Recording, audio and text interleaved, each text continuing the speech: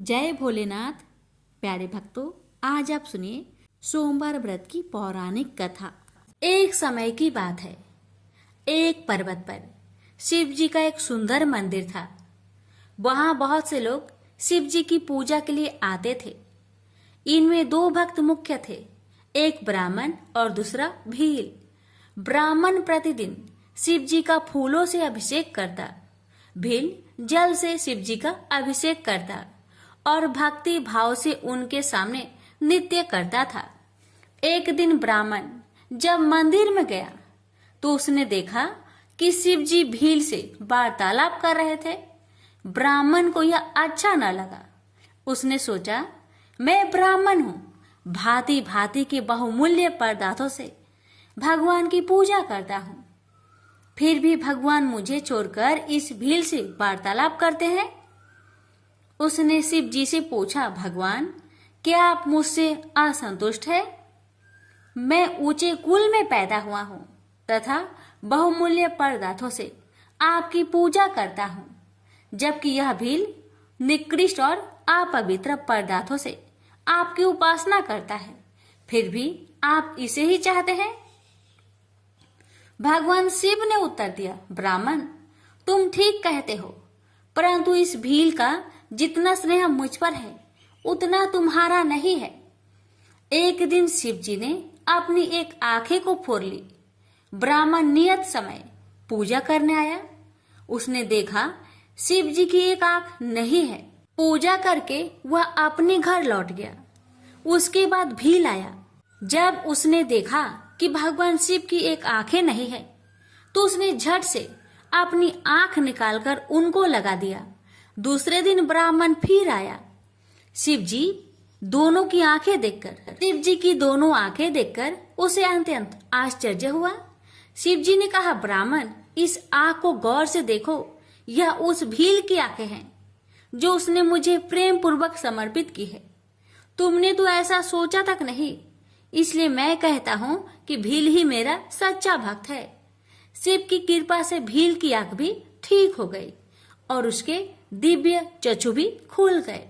प्रेम से बोलिए, हर हर महादेव, माता पार्वती की जय। बैजनाथ धाम की कथा। इस कथा के श्रवण से ही सारे संकट कट जाते हैं और भक्त की सभी मनोकामनाएं शीघ्र ही पूर्ण हो जाती है। आइए श्रवण करते हैं बैजनाथ की कथा। कथा इस प्रकार है। बैजू निहायत ही सीधा और सरल इंसान सवेरे शाम जानवर चराता और बाकी का समय मंदिर की साफ सफाई में। पुजारी बाबा 2 महीने के लिए तीर्थ में जा रहे थे। बैजू को बुलाया और कहा, बैजू, मंदिर की सारी जिम्मेदारी तुम्हारे ऊपर है और एक बात, भोलेनाथ को भोग लगाए बिना खुद भोजन मत ग्रहण करना। बैजू दूसरे दिन नहा धोके जैसे तैसे बन पड़ा। भोजन तैयार करके भोलेनाथ के सामने थाली लेके हाजिर। बाबा, भोजन कर लो। बाबा तस से मस नहीं हो। सवेरे से शाम हो गई, न बाबा ने भोजन ग्रहण किया और न ही बैजू ने। 2-3 दिन यही सिलसिला चला। चौथे दिन बैजू का धीरज टूट गया। पास पड़ी लाठी उठाई और जाकर दिया शिवलिंग पे। तत्काल भोलेनाथ हाजिर, पीठ मलते हुए, बोलो बैजू, क्या बात है? 4 दिन से तुम्हारे चक्कर में बिना कुछ खाए पिए गुहार लगाए रहे हैं, सुनाई नहीं पड़ा और लाठी जकड़ा नहीं की हाजिर। चलो भोजन करो तो हम भी कुछ खाए। बेचारे भोलेनाथ पीठ मलते चुपचाप आनंद के अतिरिक्त में डूबे। कच्चा पक्का जैसा भी था खाने लगे। बैजू ने कहा, बाबा, कस के लगा है, तुम रुको यहीं पर। कहते हुए बैजू अंदर जाके चंदन ले आया और भोलेनाथ की पीठ पे लगाने लगा। भोजन उपरांत भोलेनाथ जब चलने लगे तो बैजू बोला, कल समय से आ जाना। बाबा ने कहा, ठीक है, बिल्कुल बैजू, मैं चल आऊंगा। अगले दिन भोलेनाथ माता पार्वती के साथ विराजमान थे तो बैजू ने कहा, बाबा, ये कौन है आपके साथ? आपकी अम्मा है। भोलेनाथ मुस्कुराते हुए बोले, ये माता अन्नपूर्णा है। बैजू ने माता को पुकारते हुए तुरंत बेचारा भाग के दरी ले आया, बिछाया, अंदर से 2 थाली में भोजन लेके हाजिर हुआ। भोलेनाथ ने पूछा, बैजू तुम्हारे लिए भोजन बचा है ना? जो क्या बताता? बोला, हाँ बाबा, आप चिंता ना करो, बहुत भोजन है। आनंद में डूबे आश्रुपूरित नेत्र से भोजन खत्म किया। तीसरे दिन फिर माता पार्वती के साथ विराजमान, वो भी समय से पहले। बैजू हकबकाया, बाबा आज इतनी जल्दी कैसे आ गए? माता पार्वती मुस्कुराई और बोली, बैजू आज खाना मैं बनाऊंगी। लाख मना करने के बावजूद बैजू की एक न चली। माता पार्वती ने भोजन तैयार किया और 3 थाली में सजा के ले आई। भोजन शुरू। बैजू ने जिंदगी में ऐसा स्वादिष्ट भोजन किया न था। वहीं भाव व प्रेम के भूखे भोलेनाथ ने पार्वती मैया से कहा, शिवा, हाँ स्वामी, आज भोजन में आनंद नहीं आ रहा है। क्यों? माता के आंखों से आंसू निकल रहे थे। सच स्वामी, ना वो स्वाद है ना वो रस। धन्य है माता अन्नपूर्णा, जिनके नाम मात्र से भोजन में मिठास बढ़ जाए। उनको खुद का बनाया भोजन बेस्वाद लग रहा था। 2 महीनों का भोग सामग्री और कहाँ 3 आदमी का भोजन। बेचारे बैजू को अपने जानवर तक बेच देने पड़े।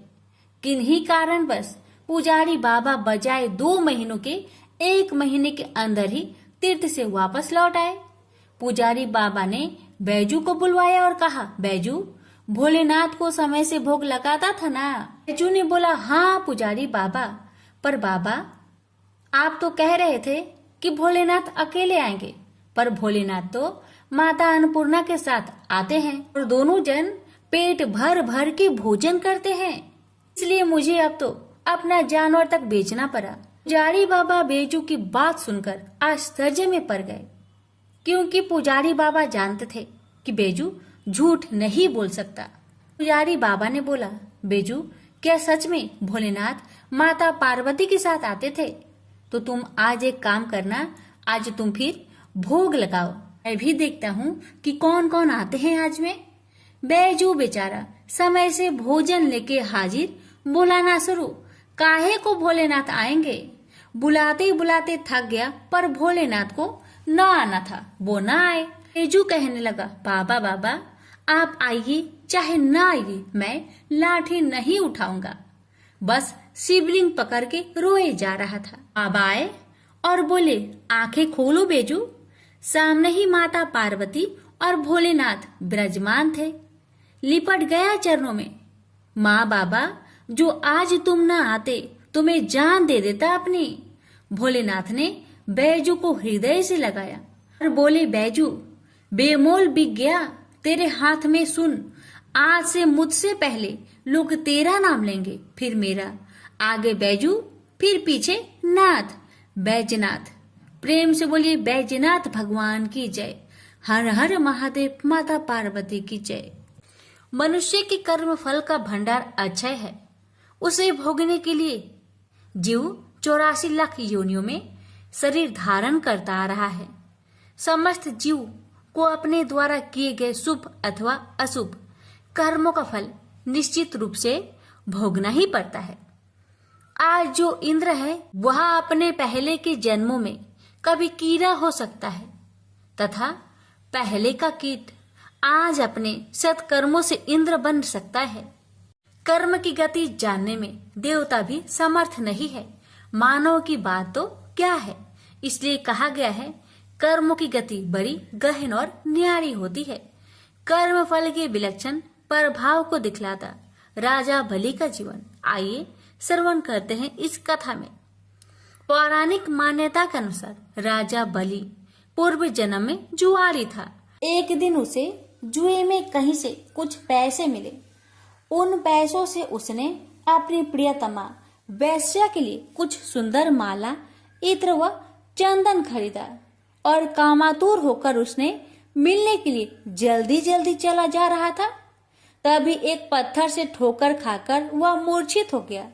कुछ देर में जब होश आया तो उसने अनुभव किया कि मेरी मृत्यु अब निकट है। पूर्व जन्म के किसी पुण्य से उसके मन में सतबुद्धि उत्पन्न हुई और वैराग्य जगा।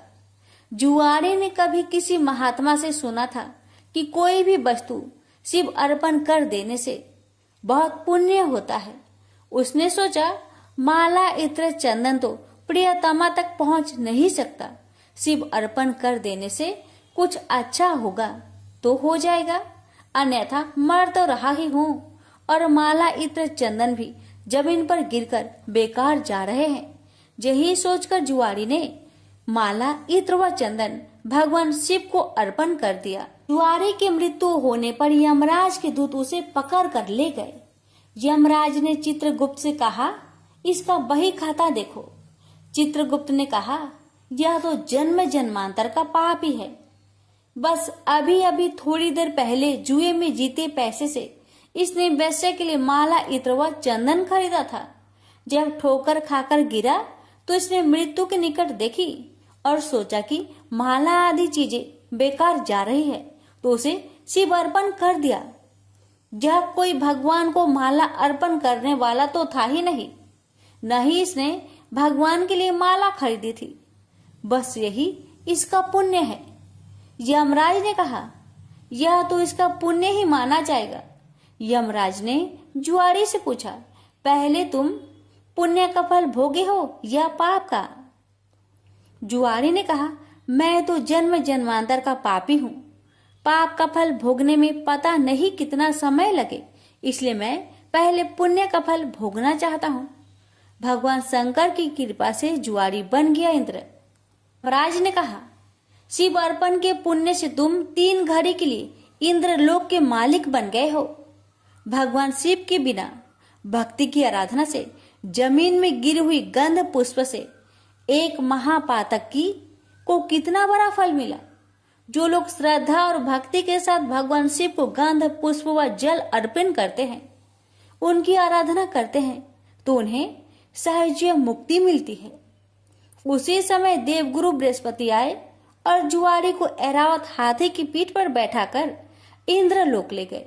जुआरी जब इंद्र आसन पर बैठा, अप्सराएं नृत्य करने लगी, गंधर्व गान करने लगे। उन गंधर्वों में नारद जी भी थे। यह देखकर उन्हें हंसी आ गई। जुआरी ने कहा, इंद्र के दरबार में वे आदमी, बताओ क्यों हंसते हो? नारद जी ने कहा, जुआरी, तू जीवन प्रयत्न जुआ खेलता रहा। तूने यही सोचा कि शिव अर्पण करने से कुछ होता होगा तो हो जाएगा, न होगा तो मर तो ही रहा हूँ, और माला इत्र आदि भी बेकार ही जा रहे हैं। आज इसका परिणाम यह हुआ कि तुम 3 घड़ी के लिए ही सही इंद्रलोक के स्वामी बन गए, इसलिए मुझे हंसी आ रही है। नारद जी की बात सुनकर जुआरी के ज्ञान चक्षु खुल गए। ज्ञान की चिंगारी जब पाप के ईंधन पर गिरती है तो पाप जलते हैं।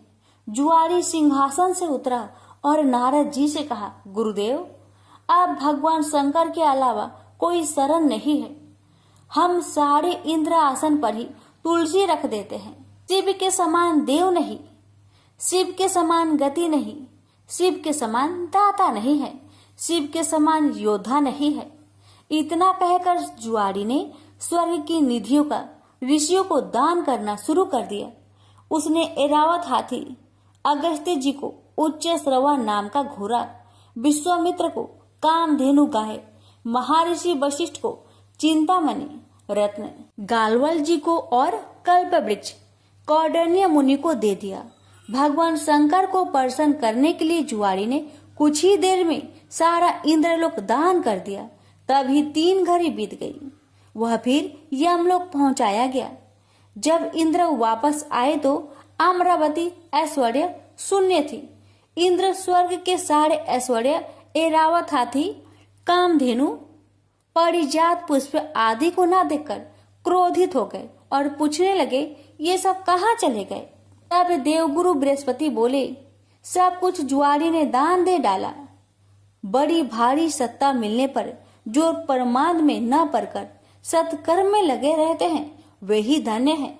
वे ही भगवान शंकर के प्रिय भक्त है। इंद्र स्वर्ग की निधियों को वापस लाने में अपने कार्य को सिद्ध करने के लिए देवगुरु बृहस्पति को लेकर यमराज के पास समयनी पूरी पहुंचे और जुआरी की शिकायत करने लगे।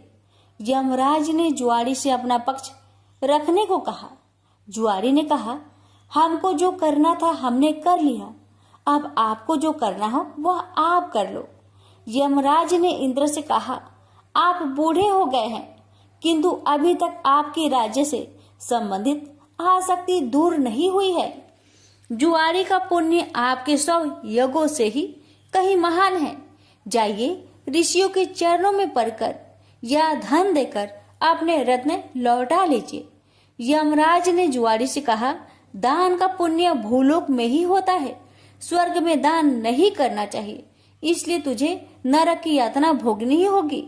तब चित्रगुप्त ने यमराज से कहा, इसने भगवान शिव के नाम पर ऐसे उत्तम ऋषियों को इतनी बहुमूल्य वस्तुएं दी है, तब इसे नरक की यातना क्यों भोगनी पड़ेगी? शिव के नाम पर स्वर्गलोक, मृत्युलोक या कहीं पर भी कुछ दिया जाए तो उसका अच्छा फल मिलता है। इसके जितने भी पाप थे वे सब भगवान शिव के प्रसाद से भस्म होकर पुण्य में परिणित हो गए हैं। यमराज सोचने लगे, अब ये जुआरी नरक नहीं जाएगा, अब तो यह इंद्र ही होगा, क्योंकि इस बार तो इसने विधिवत पूरा इंद्र लोक ही दान कर दिया है। उसी पुण्य के प्रभाव से वही जुआरी अगले जन्म में महान भक्त प्रहलाद का पुत्र राजा बलि हुआ। यहाँ पर भी वह पूर्व जन्म के शिव पूजन के पुण्य से इतना त्यागी हुआ कि गुरु शुक्राचार्य के मना करने पर भी उसने भगवान वामन को अपना सर्वस्व समर्पित कर दिया। वामन भगवान राजा बाली से बोले, हम तुम्हें क्या दे? बाली ने कहा, भगवान हमारी जिधर भी दृष्टि जाए उधर हम आपका ही दर्शन करें। राजा बलि की बैठक के 52 दरवाजे हैं। भगवान ने सोचा, न जाने किस दरवाजे पर बाली की दृष्टि चली जाए। यही सोचकर 52 दरवाजे पर शंख चक्र गदा पद्म धारण किए हुए ब्रह्मांड के स्वामी पहरेदार के रूप में विराजमान हो गए। कोई भी याचक राजा बलि के द्वार पर कुछ मांगने जाता है तो उनके द्वार पर विराजमान भगवान विष्णु स्वयं उन्हें मुंह मांगी वस्तुएं देते हैं। इसलिए प्रहलाद जी ने भगवान की स्तुति करते हुए कहा, इंद्र कुबेर आदि देवताओं के द्वारपाल तो आप कभी नहीं बने, परंतु आप हम असुरों के द्वारपाल बन रहे हैं। इससे लगता है कि आप हम असुरों के पक्षपाती हैं। इस प्रसंग से गीता में भगवान का यह कथन सत्य सिद्ध हो जाता है कि पत्र पुष्प फल जल जो कुछ भी भगवान के लिए अर्पित किया जाता है वह अनंत गुना होकर वापस आता है। प्रेम से बोलिए, हर हर महादेव, माता पार्वती की जय, विष्णु भगवान की जय। बहुत समय पहले की बात है, किसी गांव के बाहर एक बरगद का पेड़ था, जिसके पास ही गणेश जी का एक छोटा सा मंदिर था। गांव में और मंदिर नहीं थे, इसलिए सब लोग इसी मंदिर में आकर पूजा किया करते थे। गांव में एक भिखारी भी रहता था। भीख मांगना ही उसका काम था। गांव छोटा सा था, भिखारी को काफी भीख नहीं मिलती थी, इसलिए यह और कोई उपाय न देखकर मंदिर के दरवाजे पर बैठने लगा। सोचने लगा कि लोग यहाँ धर्म करने आते हैं और नहीं तो सही पेट भरने लायक भीख तो मिल जाया करेगी। भिखारी दिन भर मंदिर के दरवाजे पर बैठा रहता और जब वहाँ किसी को आते देखता तो शिव शिव रटने लगता। इस तरह बेचारा दिन भर गणेश जी और शिव जी का नाम जपता रहता था, मगर शाम तक उसे भीख मिलती थी। फिर 2-4 मुट्ठी अन्न और कुछ फल मूल और कभी कभी 4-6 पैसे मिलते थे। हालांकि इतनी थोड़ी आमदनी से किसी की गुजर कैसे हो सकती है। फिर भिखारी को अपना ही नहीं बल्कि अपनी बेटी की भी चिंता करनी पड़ती थी। उसकी बेटी का नाम था कमला और वह बड़ी चतुर और बड़ी समझदार थी, मगर चतुराई और समझदारी से तो पेट की आग नहीं बुझती, उसे तो भोजन चाहिए। इसलिए कमला कभी कभी अपने बाप को भोजन पाने के लिए तंग करने लगती थी। उस वक्त भिखारी के दिल पर बड़ी चोट लगती, उसकी आंखें भर आती थी, वह चिंता के समुद्र में डूब उतरने लगता था। गर्मी के दिन थे, दोपहर का समय था ऊपर आसमान और नीचे धरती धक धक जल रही थी। चारों तरफ सन्नाटा छा रहा था। ऐसे ही समय में महादेव पार्वती लोगों का सुख दुख देखने इस संसार में आए। चलते चलते वे उसी गांव में पहुंचे और गणेश जी के मंदिर के सामने से निकले। भिखारी उन्हें आते देख ओम नमः शिवाय की रटना रटने लगा। भिखारी की यह हालत देख पार्वती जी को बड़ी दया आई। उन्होंने महादेव जी से कहा, भगवान इस भिखारी की तरफ भी तो देखिए, बेचारा कितना दुखी है। देखिए तो कितने प्रेम से आपका नाम जप रहा है और आप भगवान कितने कठोर है। आपको क्या इस भिखारी पर दया नहीं आई? मैंने सुना था कि लोग बड़े पापी हो गए हैं, वो देवताओं का पूजा नहीं करते, मगर नहीं, आज मुझे मालूम हुआ कि इसमें उनका कोई अपराध नहीं, सब तो देवताओं का अपराध ही है। इसी भिखारी को ले लीजिए। बेचारा को आपका नाम लेते लेते बरसों बीत गए, इतने पर भी अभागा पेट भर भोजन तक नहीं पाता। जब देवता ही ऐसे कठोर हो जाएंगे तब कोई काहे उनकी पूजा करेगा। महादेव जी को पार्वती जी की बात लग गई।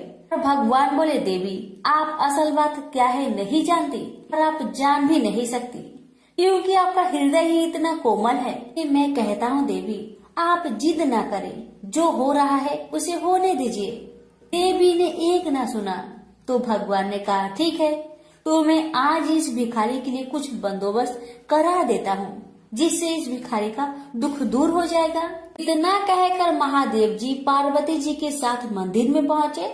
माता पिता को आते देख गणेश जी उठकर खड़े हो गए। उन्होंने बड़े प्रेम से माता पिता को प्रणाम किया। महादेव जी ने गणेश जी को आशीर्वाद दिया और कहा, देखो बेटा, यह भिखारी बरसों से तुम्हारे द्वार पर बैठा है, मेरा नाम जपा करता है, मगर तुमने अब तक इस पर दया क्यों नहीं किया? अब ऐसा कुछ उपाय करो जिससे इस बेचारे का दुख दूर हो जाए। गणेश जी ने हाथ जोड़कर उत्तर दिया, अच्छी बात है पिताजी, 7 दिन के भीतर उसका दुख दूर हो जाएगा, उसे कहीं न कहीं से 2 लाख रुपए मिल जाएंगे।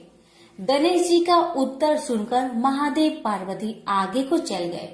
इसी समय एक बनिया मंदिर में पूजा करने आया था। वह आड़ में छिपा छिपा महादेव जी और गणेश जी की बातें सुन रहा था।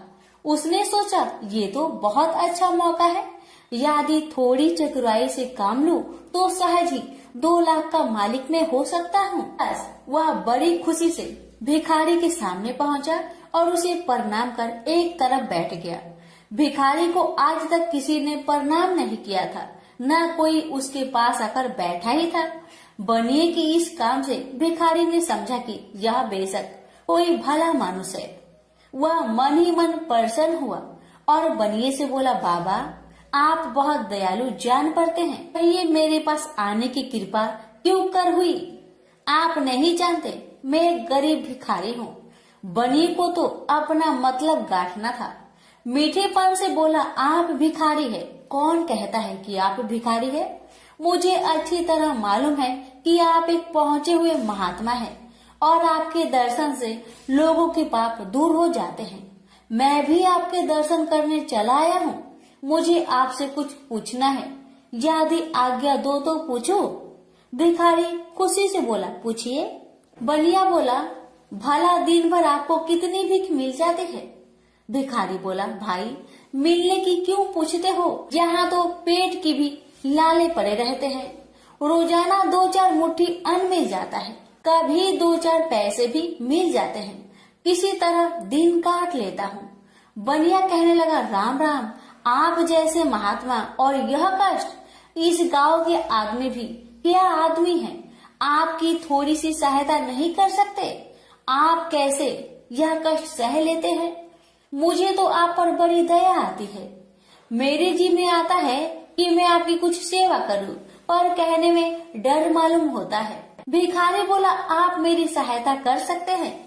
अब बनिया हंसते हुए बोला, मेरी इतनी हैसियत कहाँ है जो आपकी कुछ सेवा कर सकूं, मगर एक बात है, आज से 7 दिन तक आपको जो कुछ भी मिले वह मुझे दे दीजिए, बदले में आपको मैं 100 रुपया दे दूंगा। 100 रुपये के नाम सुनते ही भिखारी मारे खुशी के उछल पड़ा। उसने सोचा अगर 100 रुपये मिल जाए तो क्या कहना, यहाँ तो 7 दिन में 7 आने के सामान भी न मिले, तब तो 100 रुपये छोड़ देना सरासर बेवकूफी होगी, पूरा गधापन है। मगर इसी समय उसे लड़की की ख्याल आ गई। उसने सोचा अगर वे 100 रुपया लेकर घर पहुंचा और मेरी बिटिया रानी गुस्सा करने लगी तो पहले मैं उसकी सलाह ले लेता हूँ। बस यही विचार में आते ही उसने बनिए को जवाब दिया, आपने मुझ पर बड़ी कृपा की, मगर मैं अभी कुछ नहीं कह सकता, सोच विचार करके कल कहूँगा। जब बनिया चला गया तब भिखारी ने अपनी बिटिया को बुलाया और उससे सब हाल कह सुनाया। चतुर बिटिया कमला ने फौरन समझ गई कि इसमें जरूर कोई बनी की शैतानी है। उसने पिता से कहा, बनिया बिना फायदे के क्यों 100 रुपये देने चला? खैर कोई बात नहीं पिताजी, मैं कल उस बनिए से बातें तय कर लूंगी, मगर आप बीच में कुछ ना बोलना। उधर बनिए का बुरा हाल था, रात भर उसके पेट में चूहे उछलते रहे। बड़ी मुश्किल से सवेरा हुआ, बनिए की जान में जान आई। वह हाथ मुंह धोते ही भिखारी के पास आ पहुंचा और छुटते ही बोला, क्या विचार किया आपने? कमला भी बनिए से निपटने को तैयार बैठी थी। बनिए की बात सुनते ही उसने जवाब दिया, सेठ जी हम लोगों ने विचार किया, भला 100 रुपये में क्या होता है, इतना सस्ता सौदा होना मुश्किल है, माफ कीजिए। कमला का उत्तर सुनते ही बनिए पर मानो बिजली गिर पड़ी और लाख रुपए के लालच छोड़ना भी कठिन था। वह 200 रुपए देने को राजी हो गया। अब तो कमला का संदेह और भी पक्की हो गया। वह समझ गई कि बनिया जरूर किसी भारी लाभ के लिए ही इतने रुपए देना चाहता है। उसने जवाब दिया, सेठ जी इतना सस्ता सौदा और कहीं होता होगा? 100, 200 या 1000? 1000 में तो होता ही क्या है। जो चीज आप कौड़ियों में मोल खरीदना चाहते हैं वह लाख रुपए में भी सस्ती है। यह सुनकर बनिया बहुत घबराया, परंतु उसने अपनी कोशिश जारी रखी। मारे लोभ के वह अंधा हो रहा था, उसको लोभ का भूत सवार हो गया था। उसने 100, 200 से बढ़कर अंत में 50,000 लगा दिए। अब कमला ने सोचा इतने रुपए थोड़े नहीं होते। अब बिटिया कमला ने सोचा इतने बड़े रकम को छोड़ना ठीक नहीं है। उसने बनिए से कहा, खैर आप नहीं मानते तो मैं ही आपकी बात मान लेती हूँ, मगर शर्त ये है कि रुपए अभी मिलने चाहिए। ये शर्तें मंजूर करने में बनिए को क्या उजर थी। वह खुशी खुशी घर लौटा। उसने सोचा 50,000 रुपए देकर 1 लाख लेना कुछ बुरा नहीं है। 2 लाख न सही 1.5 लाख मालिक तो बन ही जाऊंगा। आहा, मेरी तकदीर भी कितनी चोखी है। 7 ही दिन में 50,000 का लाभ हो गया। उसने घर आते ही भिखारी के पास 50,000 रुपए भेज दिए। अब बनिया हर रोज भिखारी के पास आता और उसकी दिन भर की भीख घर ले आता। इस तरह 6 दिन बीत गए। अब तो बनिए को बड़ी फिक्र हुई। 7वें दिन वह फिर गणेश जी के मंदिर में पहुंचा। उसने देखा कि आज फिर महादेव पार्वती मंदिर में पधारे हैं। बस वह दीवार से कान सटा उनकी बातें सुनने लगा, मगर यह क्या, उसका कान दीवार में चिपक गया। उसने कान छुड़ाने की बहुत कोशिश की, पर कान टस-मस न हुआ। तब वह दाहिने हाथ की सहायता से कान छुड़ाने लगा। इतने में हाथ भी दीवार में चिपक गया। इधर महादेव जी ने गणेश जी से पूछा, बेटा इस भिखारी के लिए कुछ इंतजाम हुआ है? गणेश जी बोले, जी हाँ, उसे 50,000 रुपए तो दिलवा दिए हैं, बाकी के लिए बनिए को दीवार से चिपका कर रखा है। यह बनिया बड़ा लोभी कंजूस है। इसने गरीबों से एक एक के 4 वसूल कर अपना घर बनाया है। रुपए वसूल करने में इसने गरीबी पर दया नहीं की। उनके बच्चे भूखे मरते रहे, पर इसने 4 रुपए वसूल करके भी संतोष नहीं किया। इस तरह इसने 1 लाख रुपए से अपनी तिजोरी भर ली है। गरीबों के माल से यह सुख नहीं उठा सकता। अब जब तक यह भिखारी को बाकी 50,000 रुपए न देगा तब तक दीवार से चिपका रहेगा। गणेश जी की बातें सुनकर बनिए ने अपना माथा को पीट लिया। इसकी आंखें में आंसू बरसने लगे। जब उसने घर से 50,000 रुपए मंगवाया और भिखारी को दे दिए, तब कहीं दीवार से उसका पीछा छूटा। से बोलिए गणेश भगवान की जय, उमापति शंकर भगवान की जय। एक समय शिवजी महाराज पार्वती के साथ हरिद्वार में घूम रहे थे। पार्वती जी ने देखा कि बहुत सारे मनुष्य गंगा में नहा नहा कर हर हर गंगे कहते कहते चले जा रहे हैं, परंतु प्राय सभी दुखी और पाप परायण हैं। पार्वती जी ने बड़े आश्चर्य से शिव जी से पूछा कि हे देव, गंगा में इतनी बार स्नान करने के बाद भी इनके पाप और दुखों का नाश क्यों नहीं हुआ? क्या गंगा में अभी सामर्थ्य नहीं रहा? पार्वती जी की बातें सुन भगवान शिव ने कहा, प्रिय, गंगा में तो वही सामर्थ्य है, परंतु इन लोगों ने पाप नाशिनी गंगा में स्नान ही नहीं किया है, तब इन्हें लाभ कैसे हो? पार्वती जी ने बड़े आश्चर्य से कहा, स्नान कैसे नहीं किया भगवान? सभी तो नहा नहा कर आ रहे हैं, अभी तक इनके शरीर भी सूखे नहीं हैं। जी ने कहा, ये केवल जल में डुबकी लगाकर आ रहे हैं, तुम कल इसका रहस्य समझ जाओगे। दूसरे दिन बड़े जोर की बरसात होने लगी। गलियां कीचड़ से भर गई।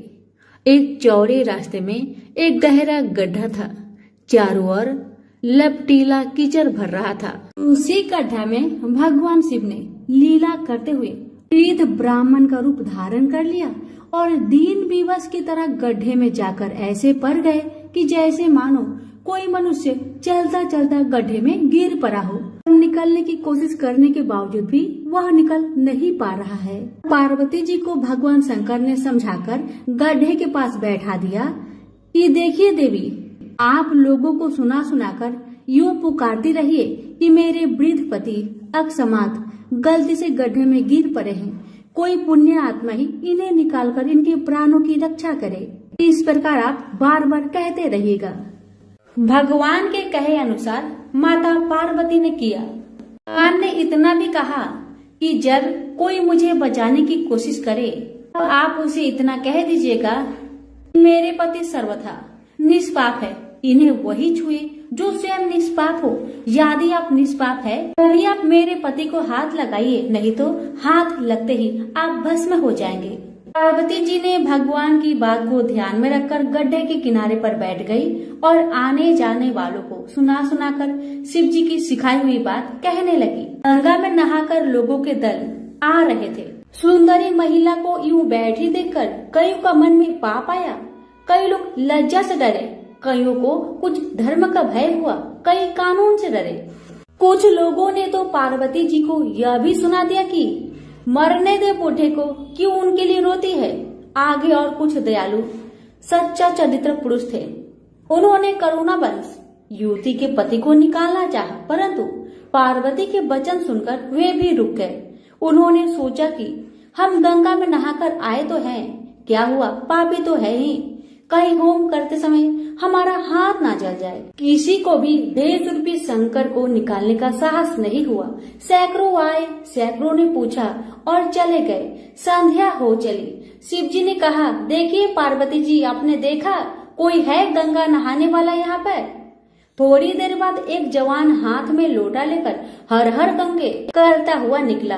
पार्वती ने उसे भी वही बात कही। युवक का हृदय करुणा से भर आया। उसने शिव जी को निकालने की तैयारी की।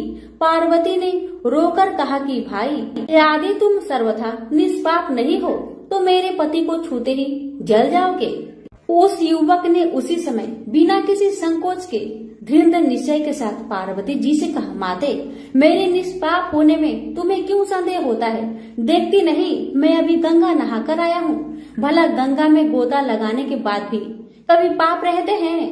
तेरे पति को मैं निकालता हूँ। युवक ने लपक कर बूढ़े को ऊपर उठा लिया। शिव पार्वती ने उसे अधिकारी समझकर अपना असली रूप प्रकट कर उसे दर्शन देकर कृतार्थ किया। शिव जी ने पार्वती से कहा कि इतने लोगों में से इन एक ने ही गंगा स्नान किया है। इस दृष्टांत के अनुसार जो लोग बिना श्रद्धा और विश्वास के केवल दम के लिए गंगा स्नान करते हैं उन्हें वास्तविक फल नहीं मिलता, परंतु इसका यह मतलब नहीं है कि गंगा स्नान व्यर्थ जाता है। विश्वास के साथ किए गए गंगा स्नान का मिलता है वास्तविक फल। प्रेम से बोलिए उमापति शंकर भगवान की जय, गंगा माता की जय।